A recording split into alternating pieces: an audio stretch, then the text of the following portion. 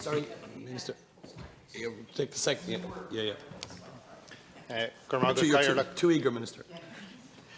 Minister, first of all, to thank you for the comprehensive response on it, and in particular, I want to acknowledge the additional time that was notified recently on it. It does give an opportunity to under pressure childcare providers, and it's a huge burden on many of them. They want to be compliant and have everything in order and making every effort on it.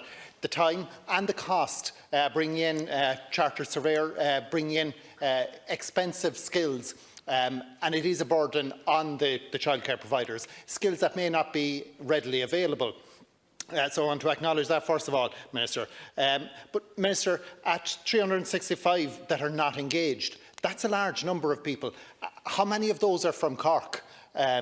The question is Cork specific. Can you identify? And also the 600 that are started and didn't follow through. That's almost a quarter that are in question there. Can you clarify how many of those are Cork related? Also, Minister, will these operators be in a position to access further funding given that they won't be fully registered and fully compliant? Parents, for example, who would have been applying for the new affordable childcare scheme want to know that the provider and that the operator will be accessible to them. Deputy. Thank you. Minister, and what will their status be in that regard? Well, thank you. But just to be absolutely clear, and I think you probably are, but that everyone who wants funding from DCYA has to re-register if the requirement by the 12th. They have to submit an application by December 12th. So just to be really clear, and that there are there's a certain set of documentations that is required for the 12th of December, and as I said, most of these should be pretty much on hand, GARDA vetting for the registered provider, 2 references for the registered provider, certificate that it is registered, the registration number of companies from the registration office, a statement of your purpose and function, a safety statement, signed declaration, etc. So those are pretty straightforward, but they have to submit those by December 12th. Some of the others, planning permission, fire safety, those are more, maybe if those are more complicated, that's again, it lays clearly out that isn't required until the 20th of June. But you need to put in your application by the 12th of December in order to be re-registered. And I've just received this today. TUSLA put out a press release where they said, so there is an update on the figures, that over 94% of the service providers have applied for a re-registration ahead of the deadline. So it's gone down from the 6, it's now, there's 230 remaining. So I think that's pretty strong, a pretty strong and exceptional result. Here we are. I know it's only, what is today? Maybe just a few days out, another week out, but there are 230 remaining. So I would be absolutely pleading for those who are part of that 230 to put in to re-register, because you cannot get funded if you're not registered, re-registered. And I don't know the number in terms of Cork, but I can see if I can get that information for you. In relation to the question about ongoing consultation. I mean, I hear that in relation to Kildare particularly. I think you're raising that. We'll pass that on to TUSLA. I do have information in relation to the consultative forum and the ongoing engagement with the stakeholders, which I'm also happy to share with you. I'm going to follow up again, Minister, on the Cork figures, because we want to particularly get an outline of where things stand in that, and if you can provide that to forward them on, I'd be pleased if you could, Minister. Just to clarify, in relation to some 230 at this stage who are not engaged, what's their position next Friday?